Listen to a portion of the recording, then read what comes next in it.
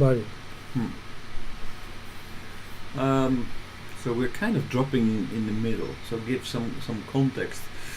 So But you want to do some slide operation? okay, maybe a quick introduction. So we were discussing basically negotiation, Western negotiation style. Why? Because when you're negotiating outside of Japan, there are different kinds of rules, different kinds of ethics that apply. And by learning how Westerners prepare for negotiation, hopefully Japanese people can benefit and be better prepared for what they will encounter during the negotiations. So we looked at basically made a comparison between customers. Like not all customers are the same. There are different kinds of dimensions. A customer is not a single person. They have different kinds of interests. So they may be looking at value for money, like price, miles, and what kind of engine they get, or there may be visionary considerations.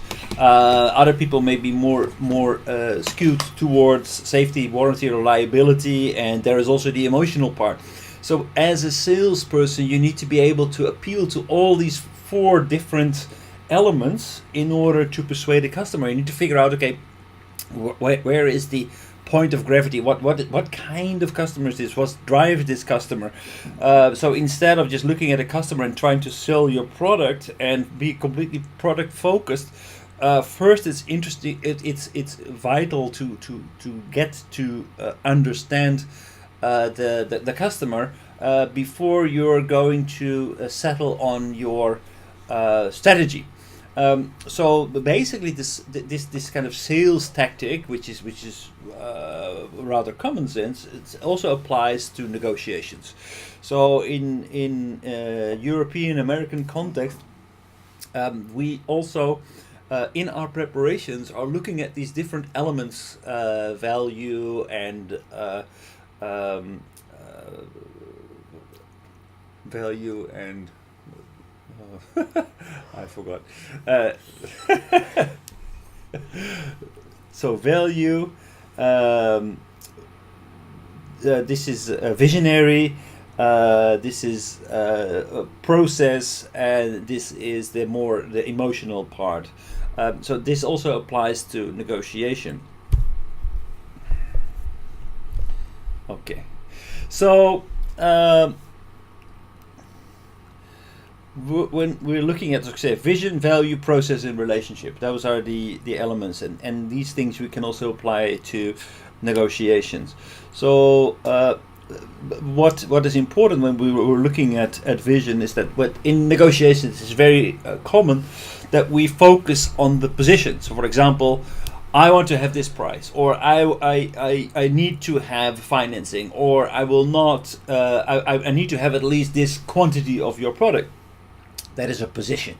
That is basically how people position themselves in a negotiation. But actually, what is very important if you're negotiating is that you're looking behind the position. Why do people take that position? Because if you understand what drives people to take a certain position, you're much better equipped to actually move the negotiation in your advantage. So try to look for what is actually behind the position and address that motivation and not the position. Try to move the position based on what drives people. So what drives people is, for example, personal interest, their career, just things that they could get out of it, their bonus that is at stake. It could be, for example, that you the oh, Takai-san, maybe we lost him.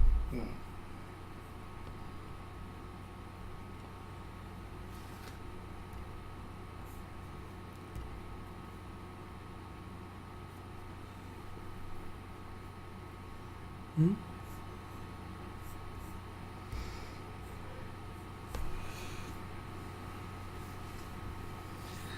from airport, so just not stable. Well, usually airport is rather. I don't know, but What happened? Schiphol is terrible indeed. But I saw he was in a lounge, so it must be good.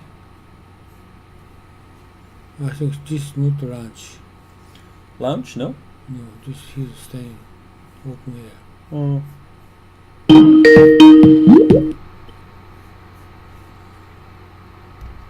Ah, Takai-san. Kairi nasai. Okay, share. Can you see us? Can you see this, right? Okay. Takashi, you can see this, right? Go ahead. All right. So basically, what is on their mind? What is their motivation? If you know, for example, that what you are negotiating is of crucial interest to them, to the other side, then that can be of influence of your negotiation strategy. If you know that basically this company is not trying to get short-term benefits, but have a long-term perspective, so that is very important to understand. So try to understand what drives the people at the other side of the table.